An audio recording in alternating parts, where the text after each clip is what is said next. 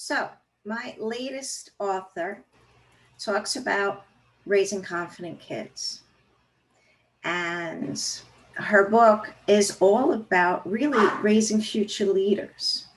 And it goes into how parenting is a journey, and that with listening skills and spending time and being a parent that is not controlling but coaching really truly fosters the leaders of tomorrow.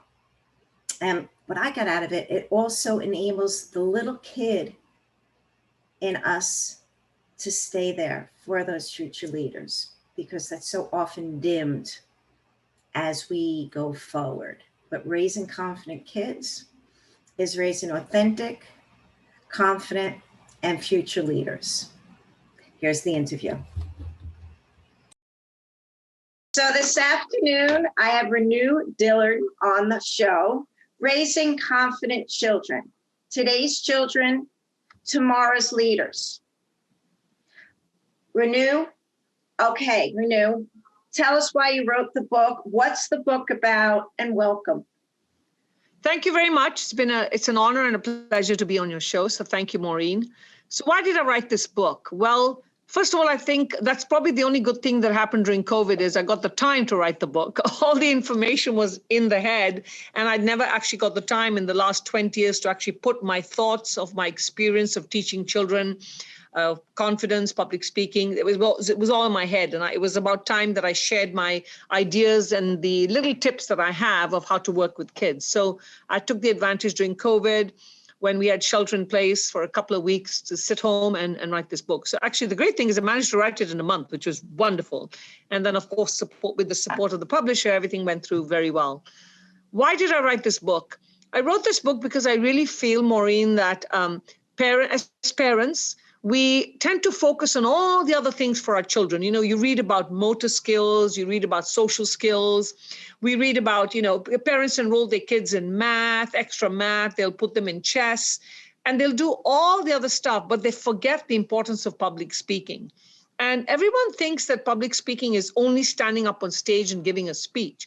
And they don't realize that public speaking is what we do every single day. And even what you and I are doing right now, I'm speaking to you, I'm actually presenting to you.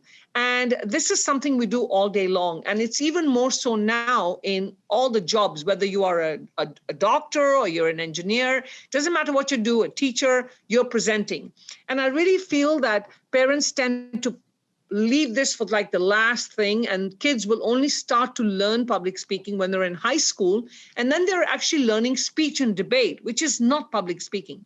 So for me, public speaking is the etiquette of presenting yourself to more than one person. And I really felt it was important that parents realize the importance of these soft skills so they can start implementing them right from the day the baby is born, and start developing them at home. So the book I've written is to be a parent coach to your child and not just a parent. Well, okay, first of all, you're getting in that. So I love how in one of the chapters, it's like, all right, stop controlling, start coaching. Correct. And you go into the 4 different types of parenting skills, and it's illuminating, say, okay, which one are you? And the one that is the, it's the removed one, the 4th one, that made my heart sink. But it's more controlling. You have so many different types, and I mean, I addressed 4 of them, but in actual fact, Maureen, there's so many different types. You can be a combination, because you have 2 parents sometimes in the house. One could be the controlling one could be the passive one, or sometimes you have 2 controlling parents.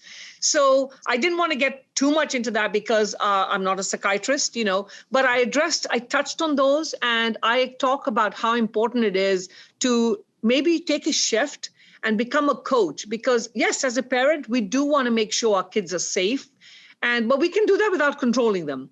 And I think what we do as parents is we don't realize sometimes, and subconsciously we start telling our kids what they have to do in their lives and not let them make the important choices, which is things that maybe they want to do. Maybe your kid doesn't want to learn chess, maybe they don't want to go for a Lego class.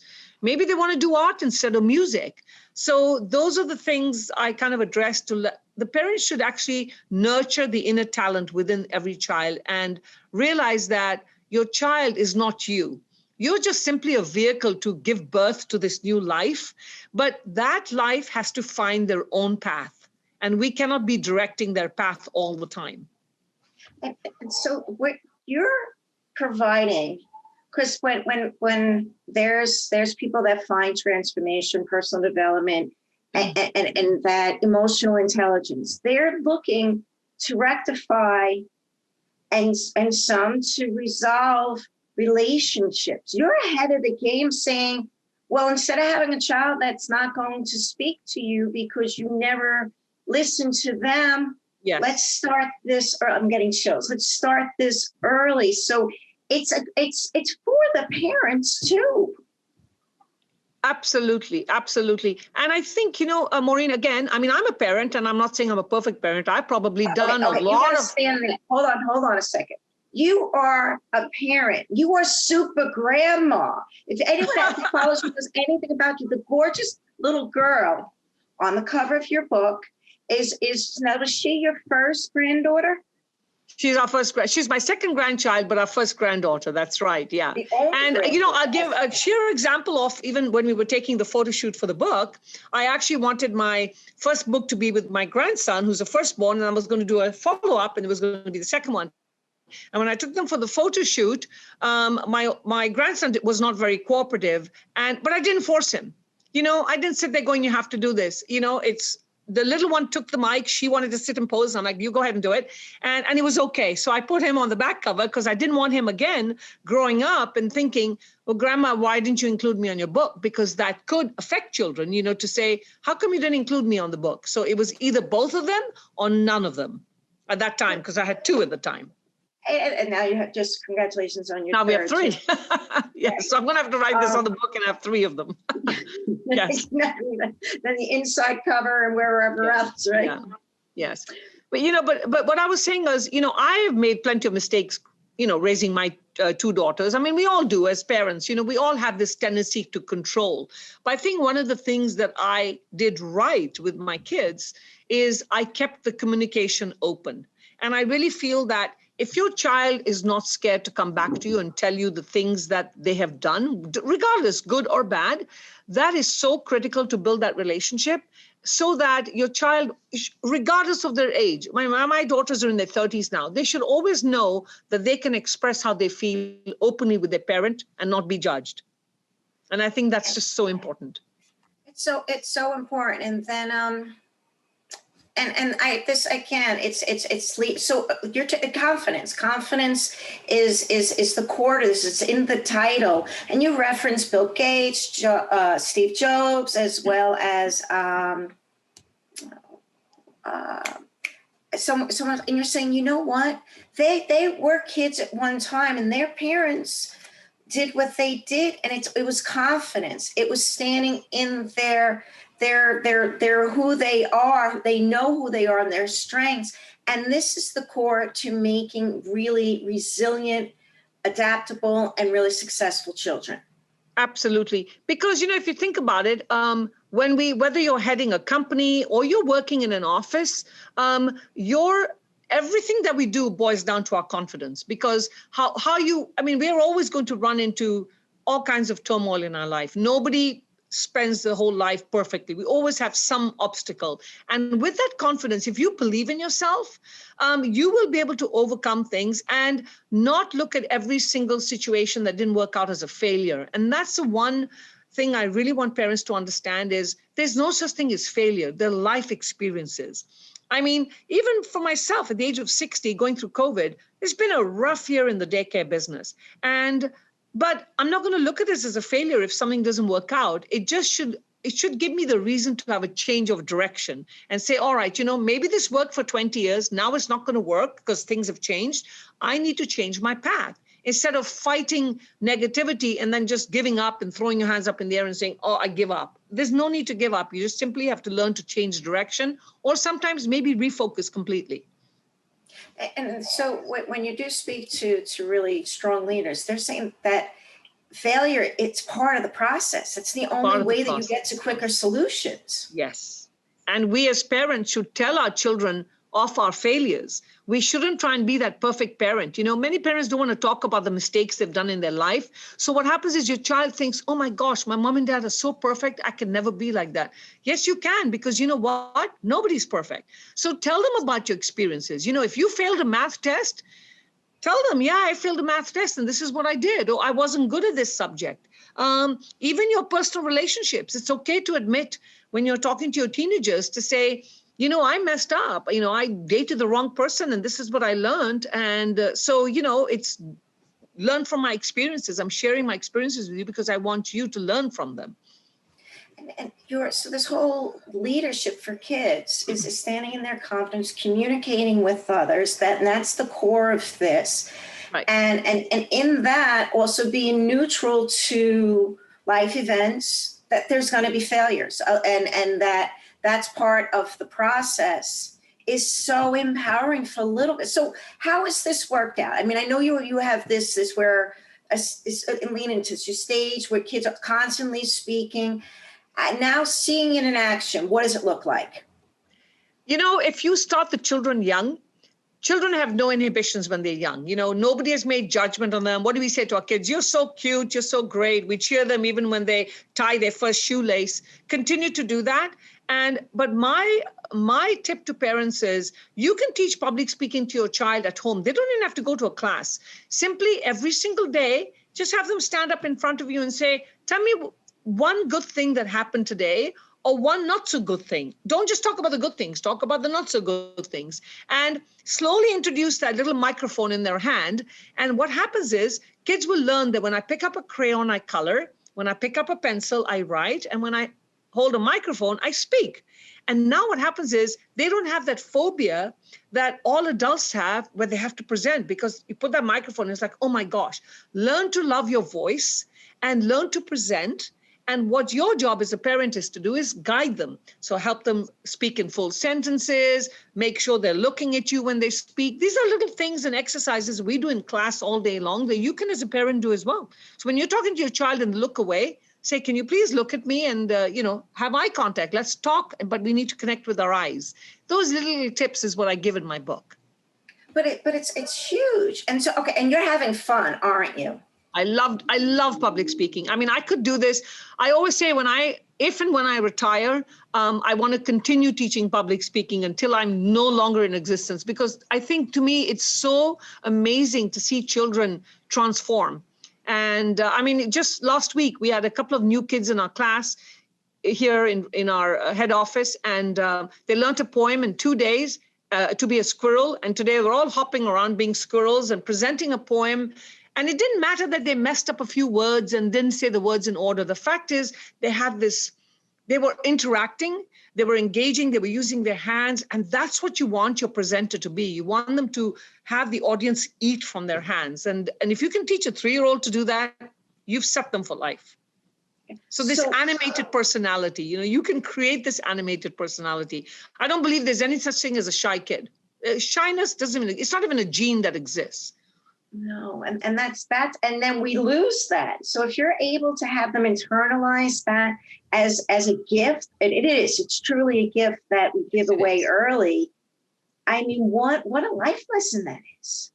And if you think about it, Maureen, we need to have an animated personality in everything we do. Even when you're going out to date, what do people look for today? It's not just about, everyone wants somebody that's good looking, right? But as soon as somebody opens their mouth, that's going to be the next thing that really hits home. And people are looking for personalities. You don't want to be with somebody boring, for the rest of your life. You want somebody that can communicate. And why do so many relationships break up? They break up because of lack of communication. People don't express how they feel at that time. They hold it in, and then it explodes one day. So if you can teach your children to tell you exactly how you're feeling at that particular time without taking it personally, you'll be able to spend life in a lot easier than the way people do spend their lives. Well, and you're talking about the kids that to take feedback. Yes. Neutral. Constructively. Yes, absolutely. It's just, observations around you, or maybe not. Yes.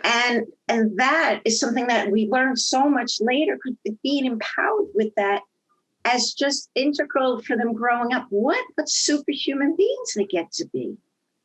Absolutely. You know, if you're everything we do, it boils down to our confidence. Everything, anything and everything we do. If you can believe in yourself, and if you can love yourself and love who you are, then you're going to be on the right path. It's only when people lack confidence is because they don't like something about themselves, and it's probably something that they've heard, or you know, they've not been able to do, and nobody's encouraged them to do it. And I think we have to get over this concept of being perfect. There's no such thing as perfection. You know, and I feel as humans, we all have some kind of quirks. No, we all have some kind of, you know, people like to call it disability. I don't. I just think we're different. We're all unique and different, and we have to accept that. Well, the whole thing now with leaders and people are being followed, it's the essence of being authentic that's really landing. Right. And then if you get the kid to hold on to the greatness of being a kid for their lives, what a different way of looking at life. Yes. And you have to, I think we, as adults, we tend to lose that kiddish behavior in ourselves and become too serious. If we can continue to have fun with what we do. And, you know, and I think having a good sense of humor is so important, you know, because then you can take things lightly, you know. I really believe, you know, having gone through so many different experiences in my life, I have learned one thing, that nobody should need another person's endorsement to feel good. You should endorse yourself every day. And if you can believe in yourself, you don't need to ask anyone how you look, what kind of a person you are. If you love yourself and you love what you do and you know you're not hurting anyone in the process, continue with it. I love that. Okay, so the book has been out for about a year now, right? When did the book come out? Yes, it came out actually in October. Okay. Yeah, so it's almost a year. You were working on these, and then again it was COVID, locked in, month in, finally released it, but you've been implementing this strategy, this love for kids way before that, right? Yes, for over 20 years now.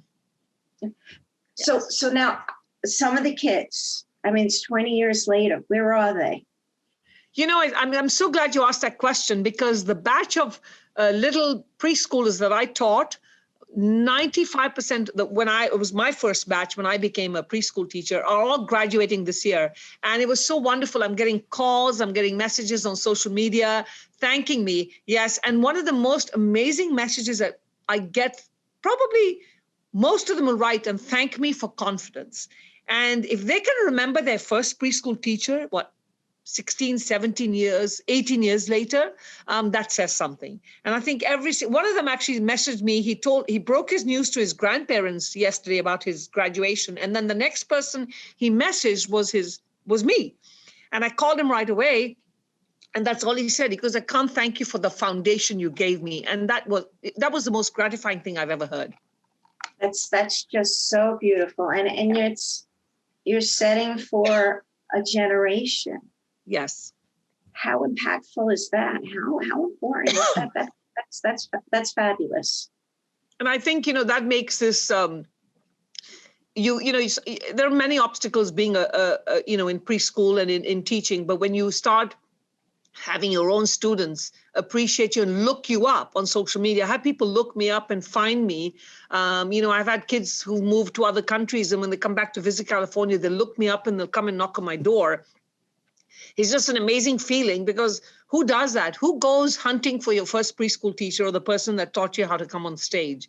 So it's happened so many times. I love it. Congratulations. And I love your generosity and standing for kids and their leadership.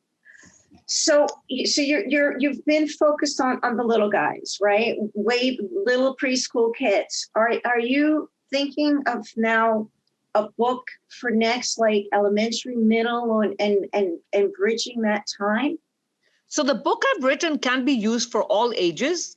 And we teach kids of all ages. We start them very young. Our programs are preschool, and we also have after-school programs going up to 5th grade. So all of that is implemented. My curriculum implements all of that. Now I'm getting ready to I'm thinking to take it to the next level. I want to take it global. So I'm thinking of building up a YouTube channel that would actually take my voice globally so that even kids who can't come to our school will be able to learn globally through a click on YouTube, hopefully, or maybe an online program. So that's what I'm working on. Once we, get over COVID, hopefully in a few months, and I'm able to actually sit down and spend some time doing this. Okay, no, good. When we get off, I have some people I want to connect you with. Perfect. And it's true. If you read the book, I don't want to make regarding the book. It's absolutely for parents, and then therefore it's for anyone of any age. It's very much a very subtle and not subtle way for parents too. So I love that. Yes. Ideally, you start from young, but even if you have an 8, 9-year-old that you haven't yet started working on, you can use all the tips in the book. After each chapter, we highlight about 5 important tips that you can implement. So we summarize each chapter with some the to-do items that you can do. And they're really simple things. You don't have to buy anything expensive. I mean, invest in a little karaoke at home. For the little ones, you can get these Echo mics that are wireless, and let your child learn to love their voice. Let them find their voice. And that's so important. I love that they're saying find their voice. And okay, so talk about your C's. Sorry? The C's. So you go into that. There's like 13 C's. Yes. I talk about the 13 critical, the C's, the soft skills in our life. And I address all of them, from how to be charisma, how to develop charisma, communication. And in order to be confident, you have to be able to gather all these different 13 C's to get to the final C, which is that confidence and communication. So I even talk about conflict resolution. There are ways to resolve. We all have differences, even kids, they don't want to share toys. And as parents, what do? We tend to step in and we want to take over and resolve their problem. Let the kids learn to resolve their own issues. Everything doesn't have to be resolved by the parent, because again, that's building confidence. So if your child comes home and says, I'm being bullied at school, don't be that parent that picks up the phone, runs to the principal and says, what's going on? I need to step in. No, find out. Because sometimes, it could be your child could have instigated the bullying, and you have to learn to be accepting of who your child is. Or if your child is being bullied, find out why and ask them, well, how would you want me to approach this? What do you think you should do? And let them try to resolve their own issues first before you step in and be that controlling parent. Because maybe many times when our kids come to us, they only want a sounding board. They really don't want you to interfere in their lives. They just want to be able to come and talk to you. So try and be the parent who doesn't always step in, but back off a little bit, but be a sounding board for them. Let them come in and share their problems with you and listen to them. Learn to listen. I think many times as parents, we want to hear what we think they're saying to us, and they're not actually saying that. They're saying something completely different. And I think a very important thing is, and I think many parents have made this mistake, Maureen, is during COVID, a lot of parents were working from home, and they thought working from home is spending time with their child. That's not. Giving your child an iPad and putting them on the screen with school, and then you're on the screen with your own boss or whatever, that's not spending time with your child. Spending time with your child means no cell phones, no screen time, nothing, talking. Go back to the old way of communication, which is use our words, connect with your eyes, look at body language, and speak to your child. And even if you can devote even 10 minutes a day to just simply talking with no distractions, you'll be able to build up that bonding relationship that your child is really, that's what they want. That's what kids want. And I see this in daycare, Maureen, I'll have kids will be, be waiting at the door, and the parents will come with their cell phone, and they won't even greet the child. They just grab their bags and then keep on the cell phone. And you can see the child is just looking for the mom or dad to just say, hi, how was your day? And then I have the other parent that'll write little notes in their lunch boxes to say, I love you, put little hearts. And you should see how that child, when they open their lunch box, how they tell their friends, look, my dad loves me, I mean, these little silly little things can make a world of difference in building confidence. So find the time. If you're going to have children, then invest in them. And investment doesn't mean buying expensive gifts. Investment means spending time with your child, quality, real time. You get into there's what do you say? Well, parenting is a journey, right? That was a line that stood out for me. Yes. And it when you're never ends. saying It never ends. it's life, right? Yes. And I have a 19-year-old son. I'm going to tell him that I'm still always going to call you my baby, and my daughter as well. It's not going away. It just doesn't Yeah. change. So there you go. But you had something so poignant where you were saying, parents, we're still figuring out what to do with our lives, that there was no manual. That was the thing we would tell our kids when they were first born. There was no manual, and we're all learning as we're going on this great journey together. I love that. The purpose of a book is like a quick reference, and if you go through each chapter and you implement a few of those little tips I give at the end of the day, I mean, believe me, you'll have a very confident little speaker at the end of the book. Just simple little tips, and then keep reinforcing that, and once your child learns to love that microphone, they're never going to put it down. I mean, my grandkids, they'll come in and they'll ask me for a microphone. Even if I want to have a regular conversation, they think they have to speak to me with a microphone. They've just developed that love of hopping on stage and grabbing the mic and speaking to me. And I love it. And I think that's just such an important life skill. So, okay, I'm gonna go into something personal. So there was this interview we've been trying to plan it, and then your new grandson, well, he had more important things to do about like being born. So, but there's this recent picture you have on Facebook. You're with your daughter and her husband and the baby, and the baby's months old, and you're the one holding him. I mean, that and all of the love and this and that, the little guy, you have him in your arms, and that just shows the love, the closeness, and it just exuded how much love all of the members have in the family for you and outward as well. Thank you. I never knew what it was like to be a grandparent. I used to wonder, why do grandparents talk about their grandkids all the time? And I've become one of those grandparents. I think it's another level of love that can't be explained. I mean, as parents, we have unconditional love for your children, but when you become grandparents, it's another level. And even grandparents can play a very important part in raising their grandkids. That relationship that you have with grandchildren is very important. And this book can even be used by grandparents. You can do simple little things. And one of the most important things we should do as grandparents is never compare your grandkids. Never. As parents, we compare siblings, right? You'll say, why can't you be like your brother? He was so good at math. Or why can't you be like your sister? She keeps her room tidy.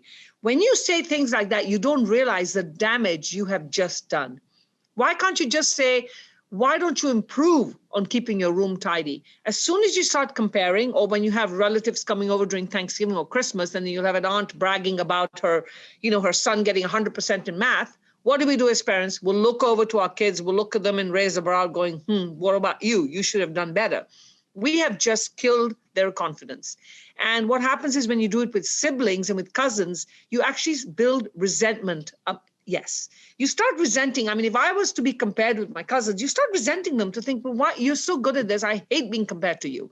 And you really don't want to build that relationship with that person anymore. So I think even as grandparents, we need to stop comparing. And, in the culture that I've grown up in, Maureen, it's so common.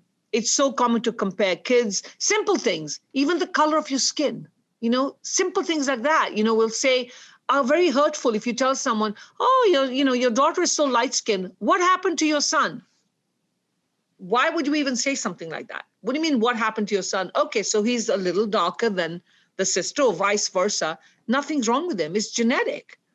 So these little things will haunt a child for the rest of their life. Once that seed is planted, is there something wrong with being dark? Is there something wrong with being not good at math? Or is there something wrong with me that I can't sing?